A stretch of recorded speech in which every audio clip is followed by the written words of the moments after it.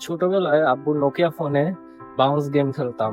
সেখানে একটার পর একটা লেভেল পার করে নেক্সট লেভেলে যাওয়া লাগতো।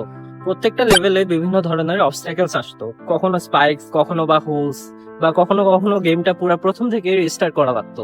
হেরে গেলে কখনো কখনো খারাপ লাগতো, কিন্তু সেই রিস্টার্ট গুলো ছাড়া আমরা নেক্সট লেভেলে যেতে পারতাম না। আমাদের লাইফটাও আসলে এরকমই। কখনো কখনো আমরা ফেল করব, কখনো কখনো আমাদের হার্ট ব্রেক হবে, বা কখনো কখনো আমাদের সব প্ল্যান ওলটপালট হয়ে যাবে। বাট যেসব অবস্টাকলসকে আমরা রিস্টার্ট মনে করছি, সেটাই আসলে আমাদের নেক্সট লেভেলে যাওয়ার প্রিপারেশন। গেমে যেমন একটা লেভেল ক্লিয়ার করার পর আমাদের কনফিডেন্স বাড়ে, লাইফও ঠিক তেমনই। একটা স্ট্রাগল, একটা এক্সপিরিয়েন্স, একটা প্রবলেম ফেস করার পর আমাদের আত্মবিশ্বাসটা আরো বেড়ে যায়। আমরা এই ফেজটার মধ্যে দিয়েই আরো স্ট্রং হই। অ্যান্ড ইন্টারেস্টিং পার্ট হলো, গেমে যেমন এক একটা লেভেল পার করার পর আমাদের চ্যালেঞ্জেস গুলো বাড়ে, ঠিক তেমনই চ্যালেঞ্জ গুলো ক্লিয়ার করার পর আমাদের কনফিডেন্সও বাড়ে।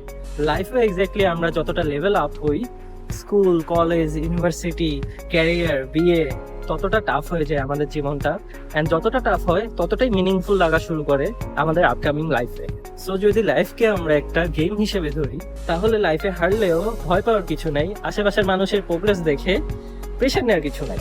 কারণ আমরা এক একজন এক এক লেভেলে আছি, অ্যান্ড এক এক লেভেলে এক এক স্পিডে আমরা আমাদের লাইফে এগিয়ে যাচ্ছি। গেমের মতোই লাইফে মেইন গোল হলো জাস্ট কিপ প্লেইং, কারণ যে খেলছে সেই এখনো গেমটা আছে and still surviving. So keep playing and keep growing. আল্লাহ হাফেজ।